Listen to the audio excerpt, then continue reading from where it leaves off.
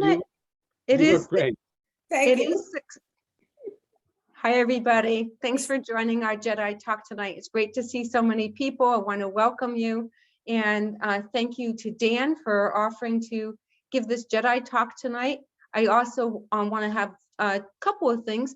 If you haven't already done so, please mute yourselves until you're called on by Dan to unmute when there's a question. I don't have muting capability tonight, so I'm going to ask you to do that yourselves. And if your dog barks or your phone rings, make sure you're on mute so you don't disrupt us all. Without further ado, I do want to go ahead and get started. I want to introduce anyone who doesn't know Dan, which I think everybody does. And Jose, I wanted to give you a special welcome. You're from Temple Emmanuel, and you saw our info on Facebook, so that's great. And I want to introduce Dr. Dan Bendor, who will discuss Joseph Tevye Freud, neuroscientist. What the heck do dreams mean? Take it away, Dan. Thank you so much. Thank you, Judy. The first thing I want to say is I have an apology because the first title, not so good, because there is no one meaning to dreams. Interesting studies have been done when a group of experienced clinicians has listened to a dream, and guess what? And you know, the saying is 2 Jews, 3 opinions. Well, it's similar with interpreting dreams, that sort of each clinician sort of picks up different themes and thinks the dream is dealing with different issues. And I think those were just more classical psychoanalysts, what are called Freudian psychoanalysts. I'm not going to really say anything about Jungian psychoanalysis, except to say that it exists. And it's very different. Freudian psychoanalysis is 4 or 5 times a week on the couch. Jungian psychoanalysis is once or twice a week. Interestingly, and I didn't have this in the notes, but interestingly, Jung talked about a dream book, whereas Freud was skeptical of writing down dreams, but I think that was wrong. Even geniuses go down blind alleys, which I could talk about in another lecture.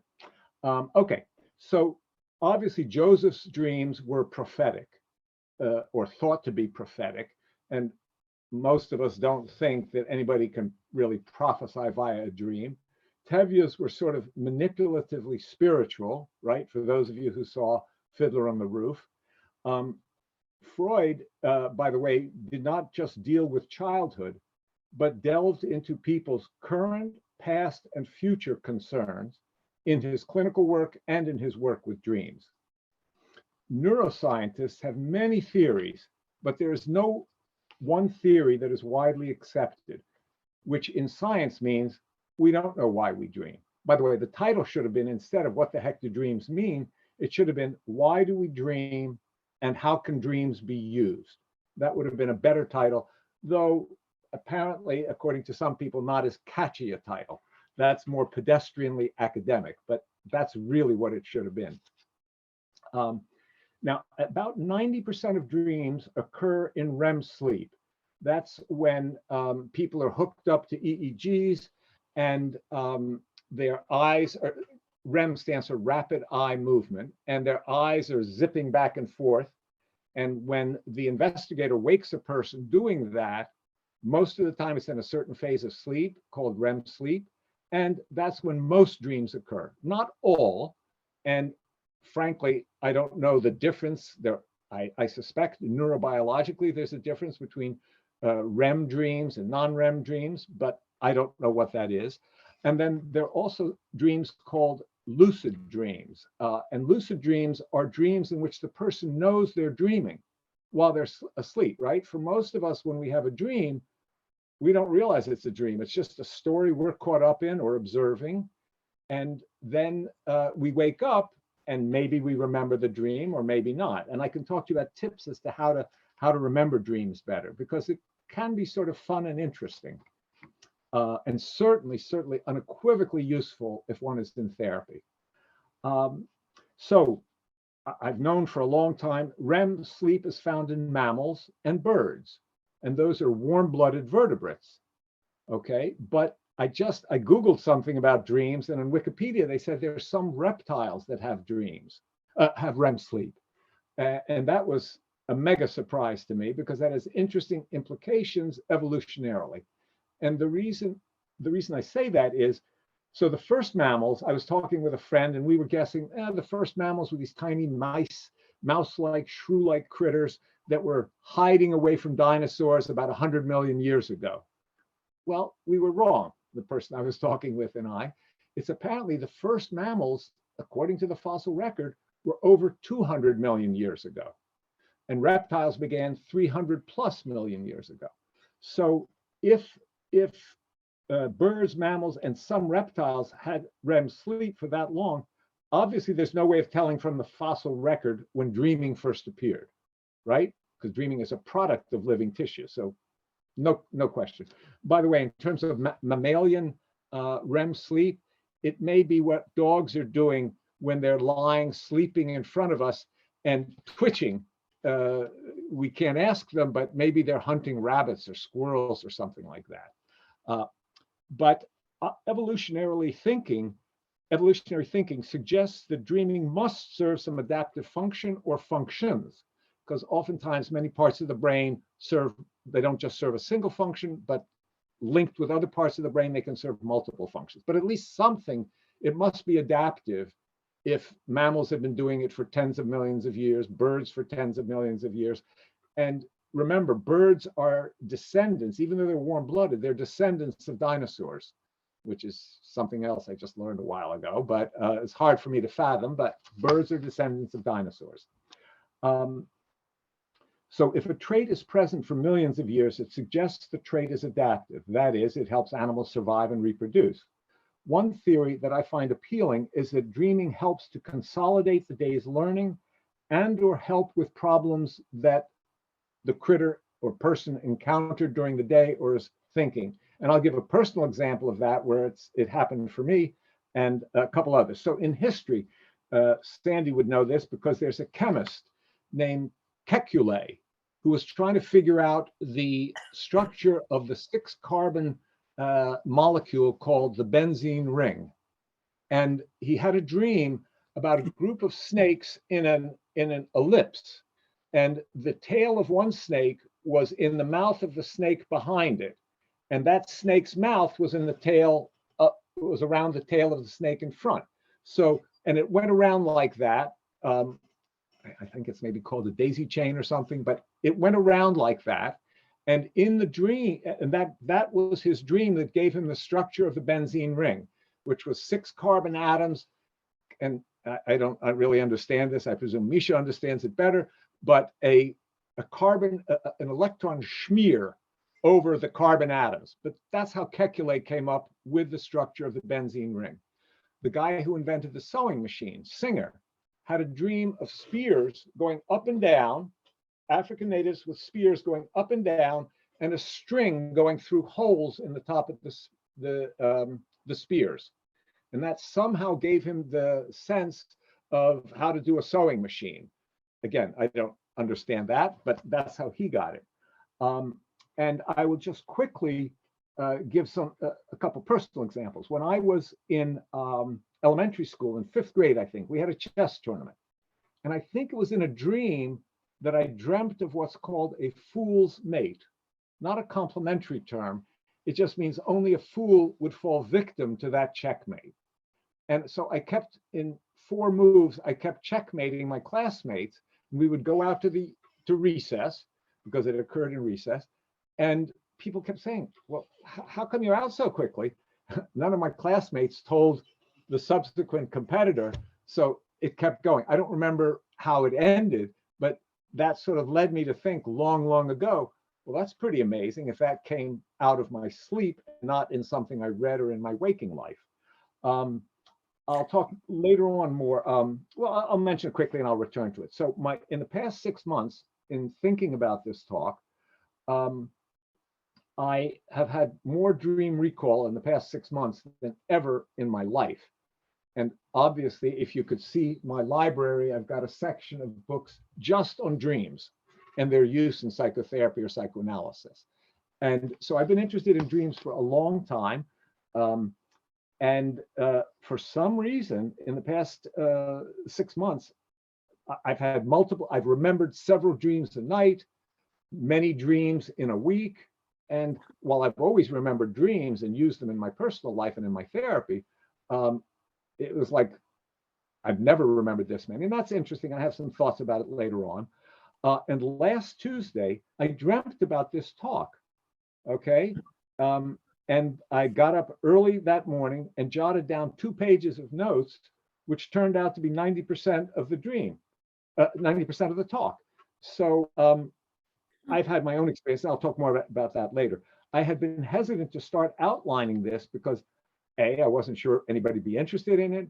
And B, there is so much I could say about dreams. I mean, I've taken courses just on dreams.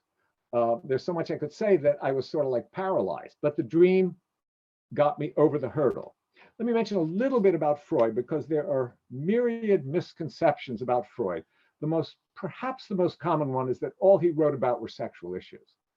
And while he did write about sexual issues, so there are 23 volumes of text. I remind you, this is before word processors, and I think he may have even handwritten his 23 volumes of books like this. And this is one of the volumes of the interpretation of dreams, and it's about 350 to 400 pages. 23 volumes of text. He never got the Nobel Prize, and he shouldn't have, but he did get the Goethe Prize from Germans for literature because of the way he wrote. And as I said, there are 23 volumes. It's called The Complete Psychological Works of Sigmund Freud. Another talk could be on Freud, the enduringly useful and the currently useless. The former are much, much greater, the enduringly useful, than the latter. I will just give you a clue. For me, one of the things that, a small thing that he was wrong about was the issue of writing down dreams. There, I think the Jungian analysts made more sense. And we can talk about why he thought that.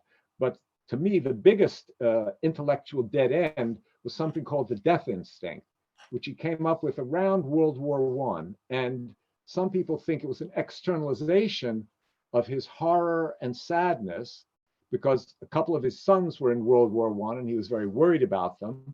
And I think a niece or somebody had just died and he was grieving for her. But if you think about it again, in terms of evolutionary terms, the notion of a death instinct, I mean, I think he was shocked and horrified by the carnage. And he was thinking, how could this be? It doesn't make any sense. So he came up with a death instinct. That doesn't make any sense to me. Okay. Freud thought that he started working with dreams in the 1890s. He thought that his 2-volume work, The Interpretation of Dreams, was his greatest work. It was first published in 1900, and he was happy that it was published right at the turn of the century. But the 8th and last edition was published in 1930.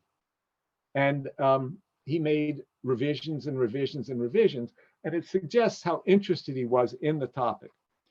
As I will explain in a moment, dreams are still used in therapy by both psychoanalysts and what are called psychodynamic therapists. Freud got the ball rolling. Although the vast majority of my therapy patients are on medications, 85 to 90% of my library, I don't know for sure, but it could even be higher, is by psychoanalysts and psychotherapists. Meds are, I say they can be useful in a foundational way. They can be hugely useful, life-altering in a foundational way. But as I've told my students, if you do medications only, that's sort of veterinary therapy, okay? And so now doing medication is much more interesting now than when I first trained, because we have 8, 10, 15 classes of medicines. So it's much, and they can be used in many different ways, but medicine alone would be boring. Let me explain a little bit about psychoanalysis, Freudian classical. That's 4 to 5 days a week on the couch, and free association is used. Free association is simply, it's simple to say, and it's real tough to do. It's asking the patient to say whatever comes to mind, no matter if it seems trivial, insulting, aggressive, envious, competitive. Just say what comes to mind. And Freud came up with a train metaphor, which is a number of my patients over the years have found very helpful, and I think it's a wonderful metaphor. He says, imagine you're riding in a train going backwards. So your back is facing the direction of travel. So as you're looking out the window, without your having any forewarning, stuff appears in your field of vision, right? If you're going backwards, not looking forwards. If you're looking forwards, you see what's coming down the train, down the rails. But backwards, you have no idea. Just boom, boom, boom, stuff appears. And I call that the train metaphor. And a number of patients have found that very helpful, because I said it again, to complexly say whatever comes to mind, not so easy at all. And one of the things therapists do is try to help people understand what are the difficulties you're having about putting something into words as it comes into your mind. So Jungian analysis is different. That's 1 or 2 days a week, and it's sitting up. But they also use dreams. They also use a lot of sort of mystical, symbolic stuff, which by and large Freudian classical analysts don't use.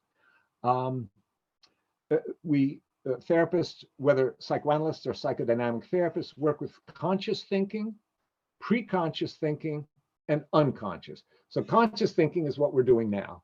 Pre-conscious is what, unless you folks know of this example, you would not have thought of it. And that is, pre-conscious thinking is your mother's maiden name. Okay, that's not conscious in the moment, but you can access it, right? And you can say, oh yeah, my mother's maiden name was that. Unconscious is not known. So I might ask a person, well, what led you to say that or feel that or do that? What do you think about this? And the person will say, I don't know. And I say, yes, I believe you, because it's not conscious. And one of the reasons Freud was so intrigued with dreams is it helped the work of therapy, which was to help he thought that unconscious become conscious. Okay, so one also can get to unconscious thinking by free associations, and a person might say, I don't know why I said that, but something pops out that is not at all what was consciously intended, and that's called a slip of the tongue.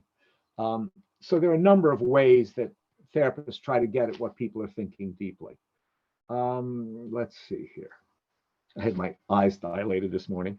I'll give you a quickie example. Another thing that therapists do is look at the microcosm of the relationship between patient and therapist. So just yesterday, I was talking with someone, and he's a very psychologically curious fellow. He's doing wonderfully in his therapy. He's not on medication, but he's in the distinct minority of my patients who are in therapy. And he was talking about his siblings who, in their unhappy childhood, developed a style of boosting their self-esteem by criticizing others. And he was recounting his visit with his sister who had done that to him, and a brother who did it. And then he was talking about how he reads books. And one of his sister, I think, critiqued him. And he reads them. He doesn't open a book flat. For some reason, I've never heard of this before, he reads them sort of like this, so that he can see, or this, let's say, he can see enough of it. He doesn't do it flat. It wasn't clear that he does it to to protect the binding. He just somehow does it. I said, well, that's interesting. What leads you to do that? And he said to me, now don't you start with me. So in that instance, he was forgetting that he's hired me to be his therapist and to help him dig into himself. And he was unconsciously viewing me as one of his siblings who would criticize him and mock him. And that's one of the things, and I will discuss that with him more. I think I may have mentioned at the end of the session, it seemed like in that moment, you were viewing me through the lens of your relationship with your siblings and momentarily forgot our relationship. But that's another way people use dreams and slips of the tongue and studying the relationship. The training for psychoanalysts is arduous. I was asked by my department chairman what my plans were for the Psychoanalytic Institute. And while I was touched and moved that he asked me that, I realized that was way too much work. That was at the end of residency, you add that on. And furthermore, I was going into the Navy in Groton for a couple of years. I would have had to schlep back to New Haven. but the training is really arduous. It's several years of classwork, 2 supervised cases, and a personal analysis of usually 5+ years.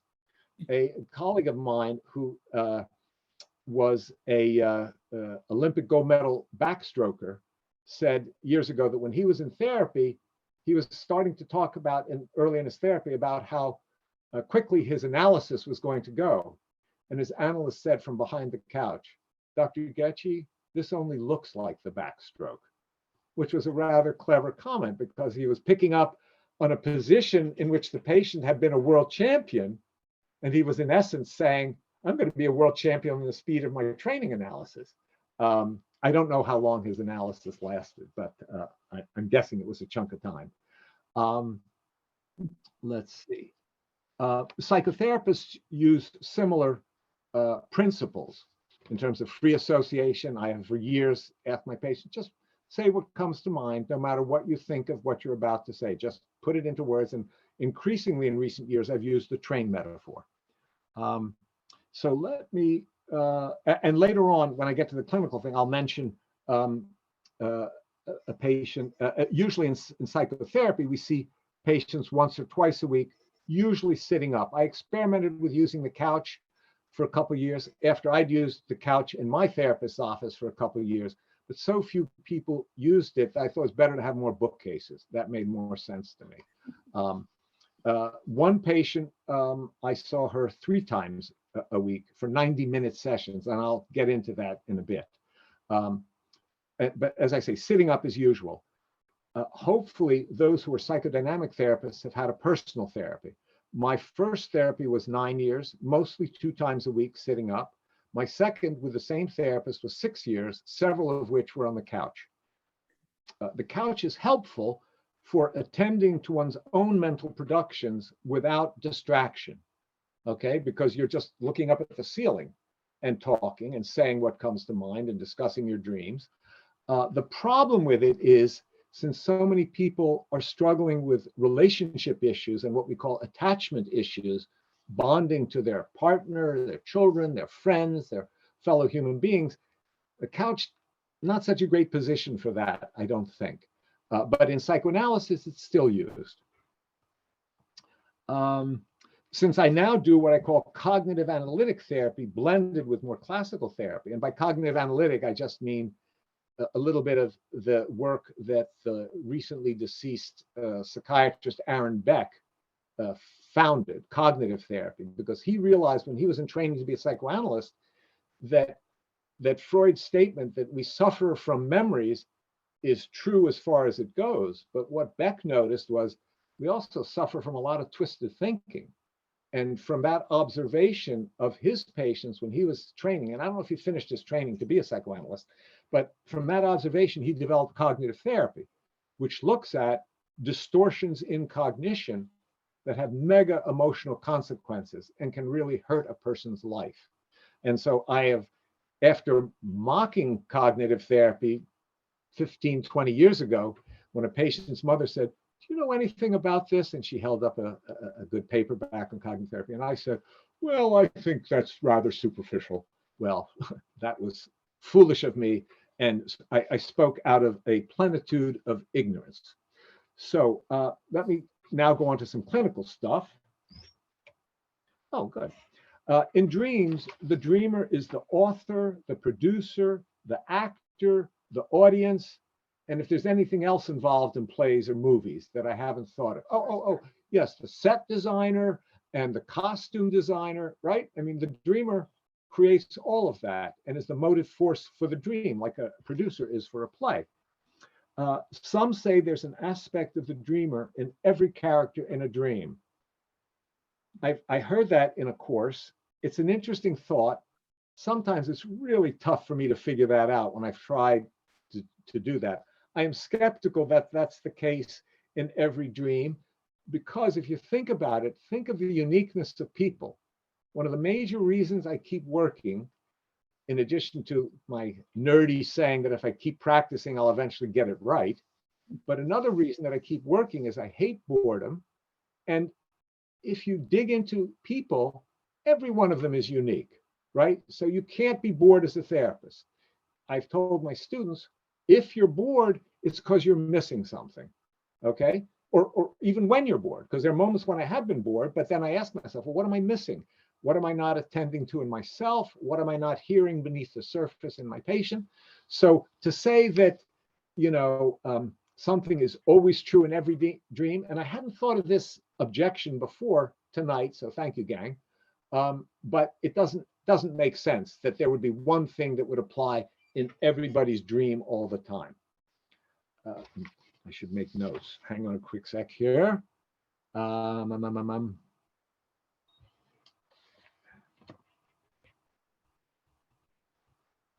Because if this goes well, I'm going to do this at the library. Okay.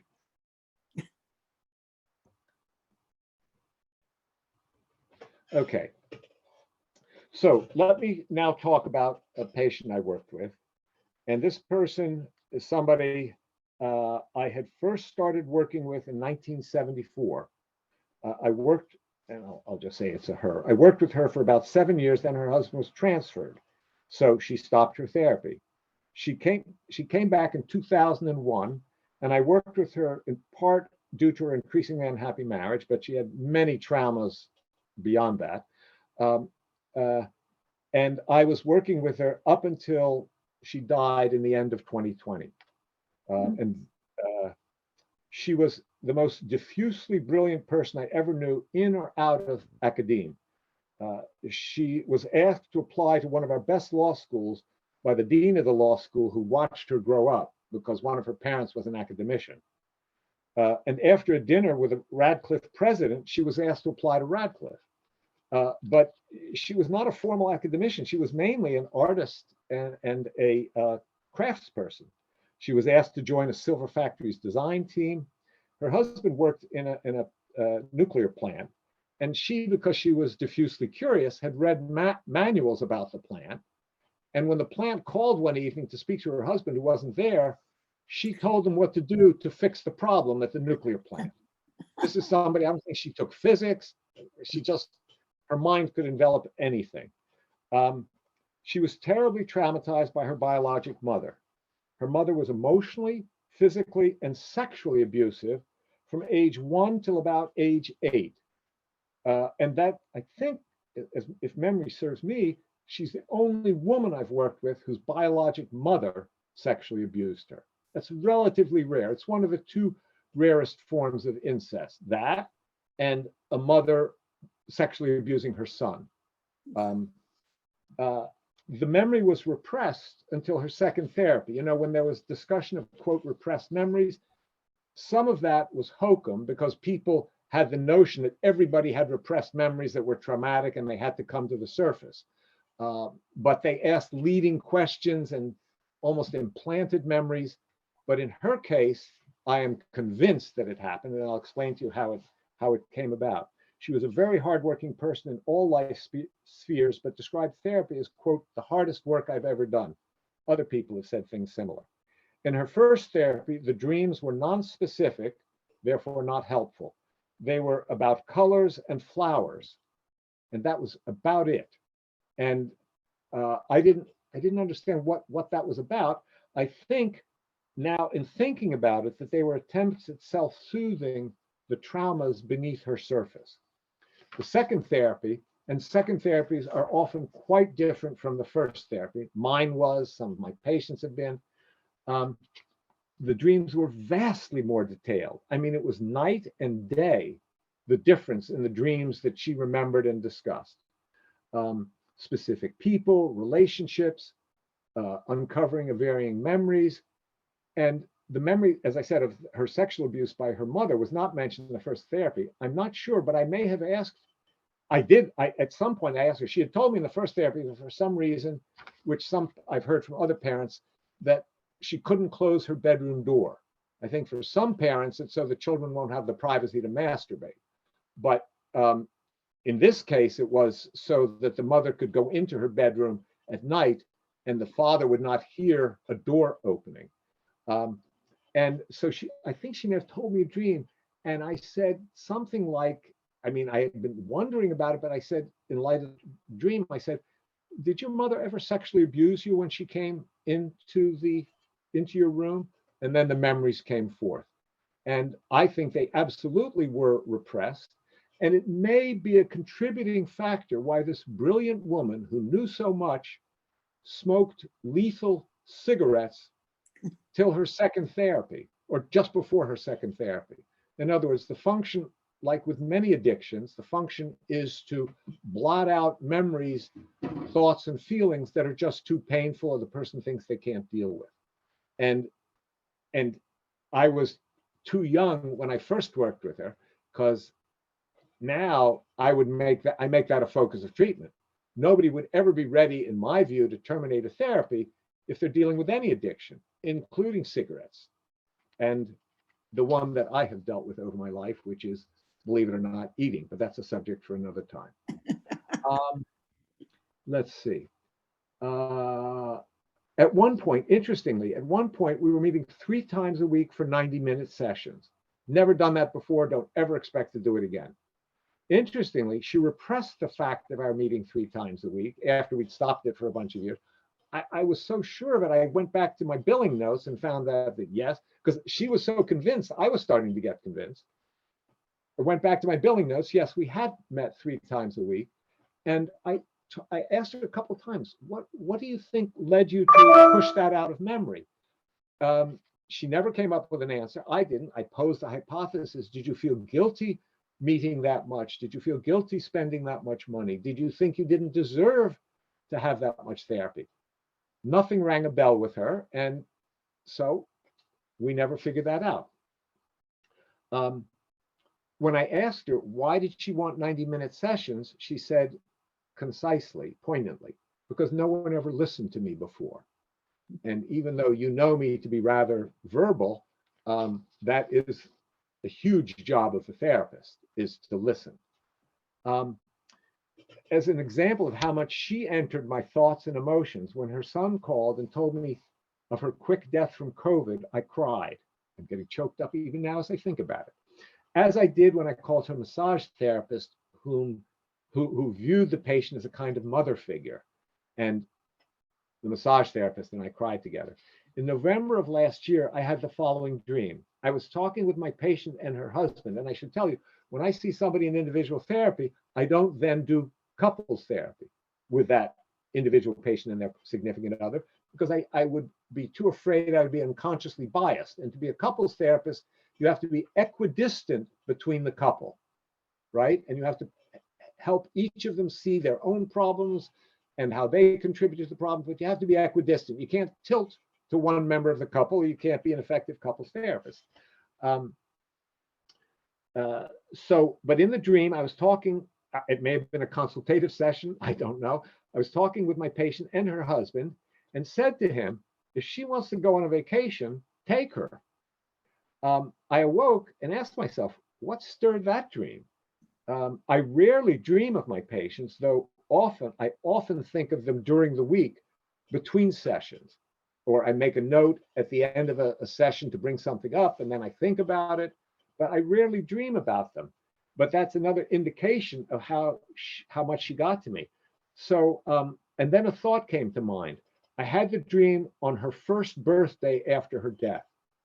In other words, I knew her birthday. I do not typically remember my patients' birthdays, but I had worked with this patient so long and so intensely, I also knew that. Perhaps in the dream, I was trying to tell myself she was still here and I might still be able to help her. My own dream experience, I mentioned the thing in elementary school. In my own therapies, I dreamt about my mother, my father, my siblings, my friends, and had a dream I called a hurdle dream. The dreams greatly increased my understanding of myself, and simply put, it helped my therapies to unquestionably alter the trajectory of my life. Now, let me talk to you. 7:05. I should only talk 5 more minutes. Someday I'll learn to stop worrying that I don't have enough to say when I give a talk. I think maybe let me just say why I think Freud was wrong in his statement about not writing down dreams and why the Jungians were correct. are correct. Freud thought that if somebody's determined not to dig into their dream, they'll just lose the piece of paper it's written on, or something like that. However, Jungians talk about a dream journal. Much harder to lose a journal. And I have found that in the beginning of their therapies, when people may not understand that they're, as I refer to it, you're throwing away gold if we don't talk about your dreams. It may help them to write down and to sort of get started. And as I indicated with the clinical case I presented, the first dreams in her first therapy and in the second were vastly different. So people can learn. And a patient yesterday said, oh, yeah, by the way, I had 3 dreams I remembered.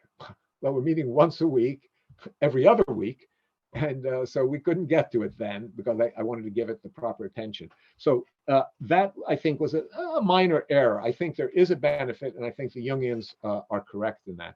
I think I'm not going to, unless people, there's a whole bunch of general things. The basic point is those who are able to remember and dig into their and bring their dreams into therapy, that's correlated with doing better in therapy, finding therapy not as excruciatingly difficult. So that's something that's relevant to know. But I think I'm going to pass on this, and if there aren't enough questions, then I'll get back to it. So start waving your hands. Bruce, you got a hand up. Yeah, yes, Dan. Thank you for your talk. It's very, very interesting. I'm really enjoying what you're having to say. But I did want to say, you had mentioned earlier that you were going to give us some hints as to how we can remember our dreams, and you haven't spoken about that yet. Thank you, Bruce, for the reminder. I don't have an ADD mind at all, but so the first thing is not to move when you wake up, okay? Because if you move, I find even if I move, I try not to open my eyes even, okay? If the alarm goes off, I just lie there still and try to review the dream in my mind. I do, I think at some point in therapy, I may have been writing them down, but I came to see their use so significantly in my therapy that there was a mega motive to remember them. So, but in the beginning, and there, as I say, I have a whole section of my library that's just on dreams. And one of the best books I read, this fellow was a psychologist in his 60s, and a Freudian classical psychoanalyst, a psychologist, he'd been writing down his dreams since he was a late adolescent. So he had multiple volumes.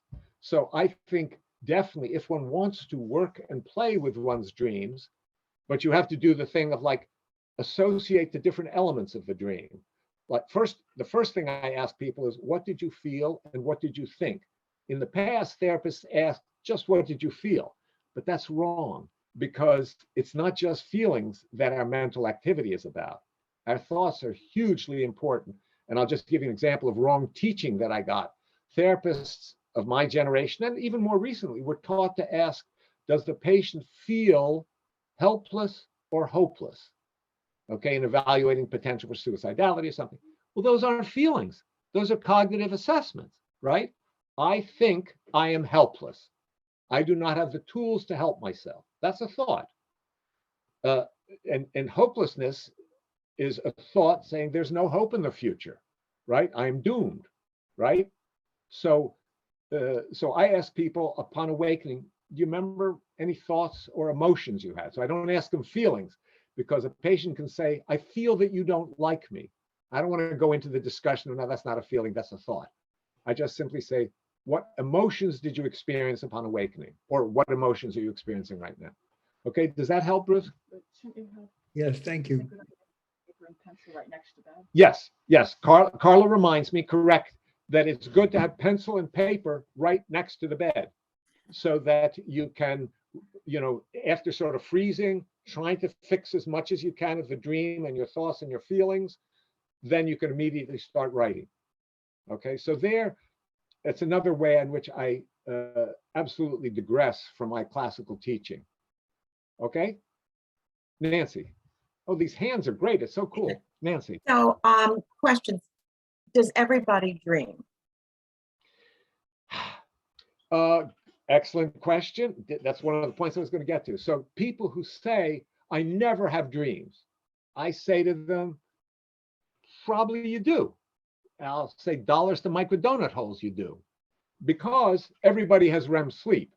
And the psychological experiments, if you deprive people of REM sleep, they can go ganz meshuggah. Okay, so it serves some necessary function. We just don't know what it is.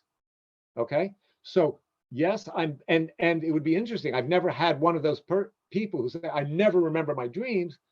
I've never suggested they go to a sleep lab and be awakened in the midst of REM sleep and ask what they were experiencing. Okay, but I think it's given that I'm guessing dreams have some evolutionary function, right? Otherwise, why would mammals and birds and some reptiles be doing it? And it makes a lot of sense if it has to do with consolidating learning. You know where a water hole is, you know what's a dangerous predator, etc. So we do, you know, a third of our life at least is spent in sleep if we're lucky. And so it must have some function. So I think everybody dreams. And I have had the experience, you know, in saying to people, I don't think that thought is correct. I'm betting you do, but for some reason, you don't remember them. And it's oftentimes that it seems like it's at a time when people are too scared to dig more deeply into themselves. Those are, you know, so I have a patient I've seen, bright executive, seen her in therapy for 15 years, virtually, maybe a dream fragment once or twice in 15 years. Okay. Next question. Yes. No, go on, Nancy, if you had another question. The other part is I'm hearing this whole thing as being like a real shrink thing. Don't we sometimes just dream about something that happened that day, or we're talking about a friend that we haven't seen in 20 years, and then that night she or he appears in our dream? So does it have to be also super psychological? I'm starting to feel like I need therapy. No. Simple answer, no. In other words, something that happened during the day, thank you for reminding me, because what therapists often look for is what's called the day residue, or the trigger for the dream, or the crystal around which the dream is built. So yes, it may be, but if one is really wondering, like I said, well, why was I dreaming about, you know, at first glance, my dream about my patient and her husband, why was I dreaming about her? Out of the blue, but it wasn't out of the blue, okay? It was the very day that was her first birthday after her death, okay? And as I said, she made a powerful impression on me. The world could use millions more people like her. She was ethical and sensitive and empathic. So one can't know unless one does some self-analysis sort of stuff. And as to the other point you made about, well, you have a friend you hadn't seen in 20 years. I didn't get to mention that Freud argued that every dream was built around a wish. Again, that seems a little too generalized given the uniqueness of people, but there can be, you can say, well, why would nightmares? What's the wish there? Well, people who are unhappy often think they deserve to be punished, and they're often very creative at doing that. So the dream may be a way of wishing that the punishment would fall on them. I don't know that every dream is a wish. It doesn't make sense to me, but 45 years later, I'm still thinking, I don't know. And still reading and still wondering and still talking with colleagues. Okay. Henny, you had your hand up. And I should check the other screen, because if people have their hands up and I don't see them, then I'll check the other screen. Okay, Dana, then Steve, and then I'll go to the next screen. Joel. Did you want me to start? Joel has, okay, all right, go ahead. Oh yeah, Joel has, okay, first Henny, then Steve, then Joel, then I'll go to the next screen. Henny. Thank you, Dan. I was just wondering if people mostly dream in color or in black and white, and is there a significance? I'm guessing there is. Oh, and I'll tell you, in my first therapy, I never dreamt in color. But after our first trip to Israel, I had my first dream in color. So why that is, I have no idea. I don't remember. Oh, that's like anything else. It's a Googleable question. What I have found is many more women dream in color than men. And maybe because I'm so puzzled by it, I haven't asked my patients, among the questions I haven't asked them is, do you dream in color? Or what I should say, no, I shouldn't, because that lets them give a yes or no answer. I should ask it more open-endedly and say, what colors do you dream in? But I still remember, I was dreaming about some jet plane in the sunset. It's, when did we go to Israel first? 20, 30 years ago? Huh? 84, Carla thinks.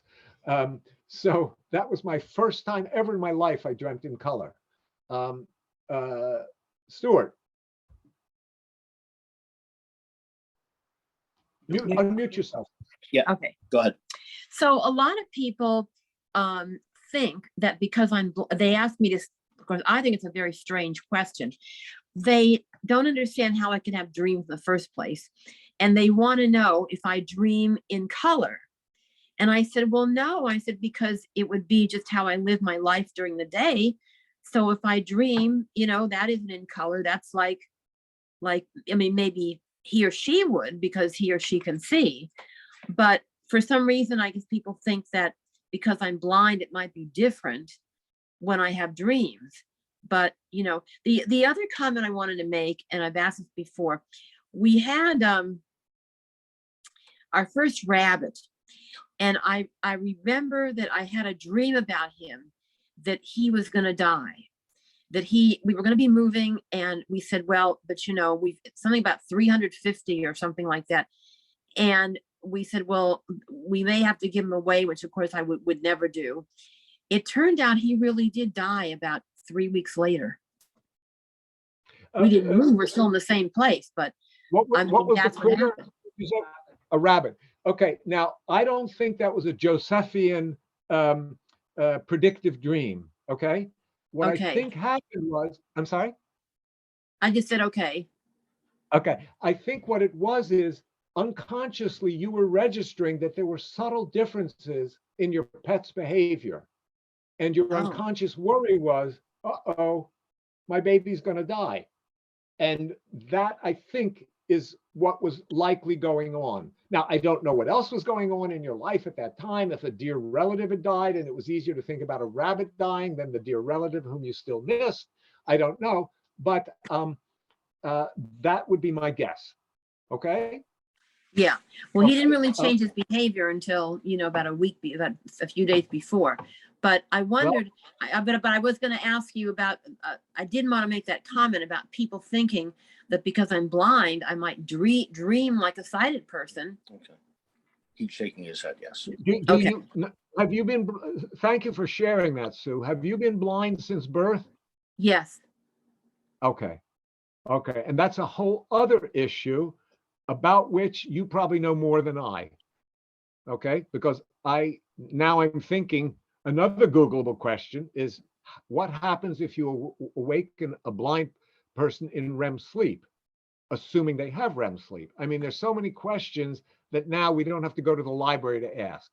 Well, I still have dreams. I mean, I still do, You do? I do have dreams. I've always had dreams from when I can remember as even a little, young, very, very young child.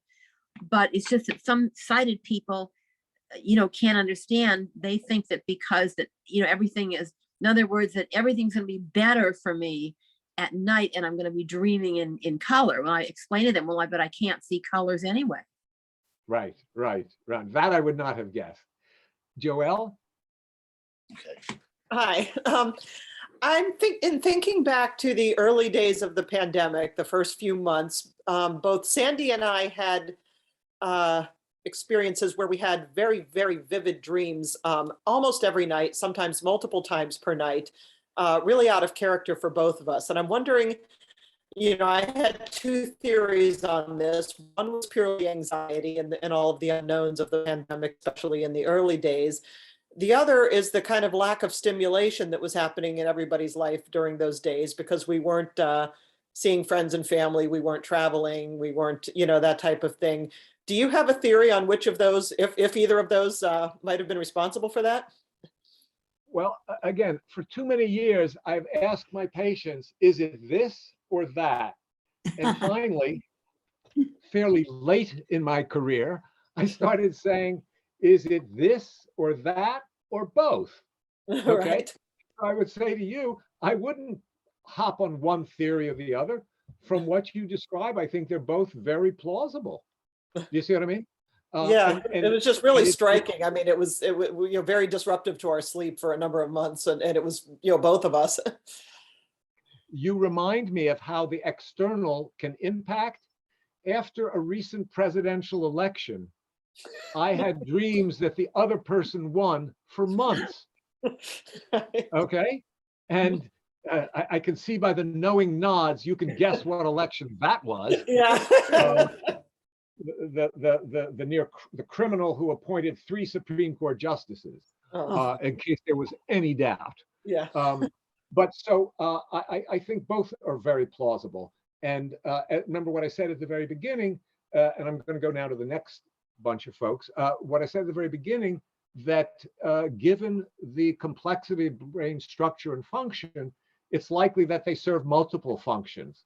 But I don't know that for sure. Okay. Anybody else have questions? I don't see Nadine has hands. a question. Oh, I don't see hands. I think Nadine has her hand up. Oh, and, Nadine, you had it. Yes. Okay. Where is then- Nadine? And then Dan, I just wanted to also mention that shortly, several of us will sign off of this, unfortunately, so that we can join services at 7:30. Okay. If people just so you want, know. as I think you can gather, I'm happy to do another round of this. Let me mention, there's a very short classical book called On Dreams. I checked before I came on. You can get if you just Google Freud on Dreams, it's a 50-some page summary of the 600 pages of interpretation of dreams. And it's available for free as a PDF thing because it's long past the copyright protection, or you can get it for 99 cents if you want to read it on an ebook. And if people wanted to do that and wanted to have another meeting just discussing that book and other dream questions, I would be happy to do that. And thank you, Judy. I want to thank Of you course. for encouraging me to do this when I was kind of hesitant, because I figured, people, are they going to be interested in this? And so I said, I don't want to give a talk to 3 people, but so thank Obviously you they for are. telling me to hang in, Judy. Yeah, well, thank you for giving us the talk tonight. I really appreciate it. And we have all these 20 screens on, so that's pretty awesome. That's Okay, pretty my damn- turn, Yes, my turn. go. Your Um, turn, Nadine. Sorry, go. Yes, because I was the original one to ask you and you said no. You were- But anyway, you were- yes, the reason, what is the reason so many of us dream that we're back in our college days and we either haven't studied for a test, we don't know where the location of the test is, something related to that. I'm nodding, and what you're talking about is repetitive dreams, okay? Because oftentimes those things are repetitive, and I'm just creating a little noise here because the real question you pose, I don't know why, and I don't know that there's one reason, okay?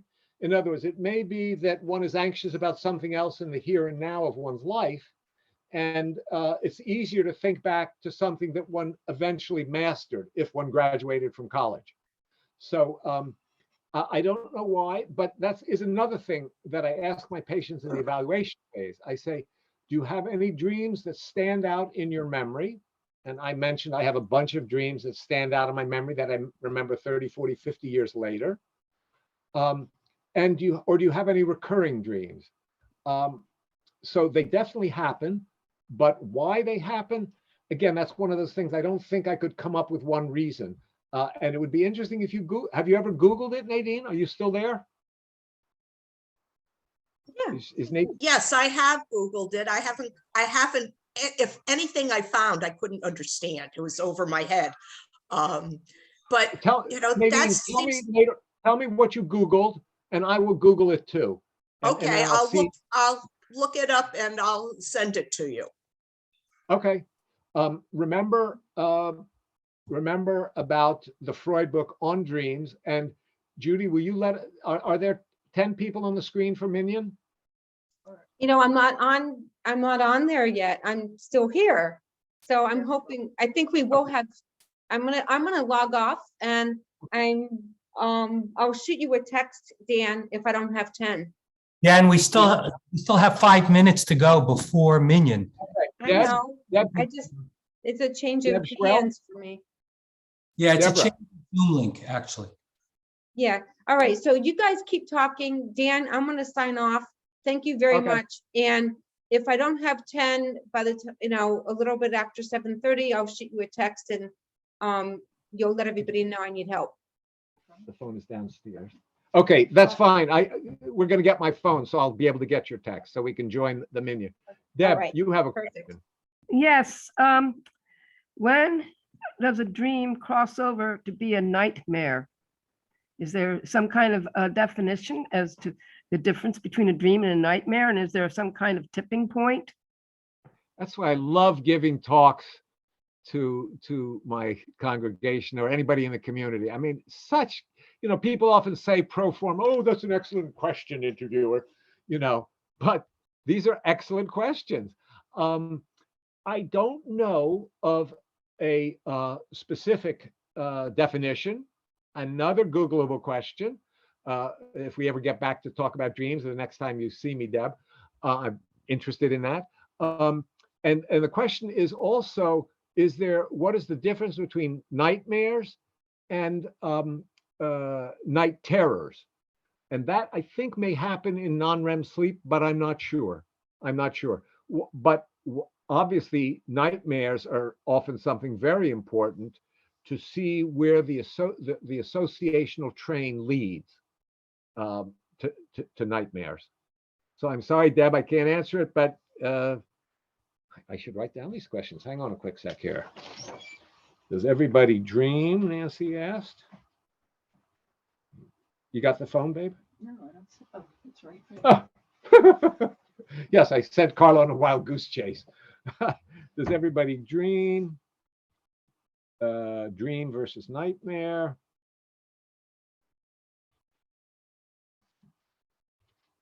Blind people's dreams because of Sue's contribution. And just writing this down for my next talk. But yeah, okay, Deb. So I can't answer that. Does everybody dream versus nightmare? Okay, I will Google that afterwards. Is there anybody else who has a hand up that I don't see? I've read that. Oh, Carla has a question. I've read that if you dream about a house, you're dreaming about yourself. Ah, good. Carla, also a bright person. So what I did not touch on is the question of universal dream symbols, right? That, there's been an argument that a snake is a penis and a box is a vagina and stuff like that. Again, I don't buy that. I think books that have ostensible universal dream symbols, not necessarily so. Again, because of the uniqueness of people. If somebody in Texas was as a child bitten by a rattlesnake, I wouldn't think that if they later dreamt of a rattlesnake, that was necessarily a penile symbol, right? I would think it was an attempt to work through a childhood trauma. And Carla's point was that she had heard that if you dream about a house, that is dreaming about yourself with multiple components of you, I guess different rooms and stuff like that. Again, I would be skeptical of that there is validity, and I have not.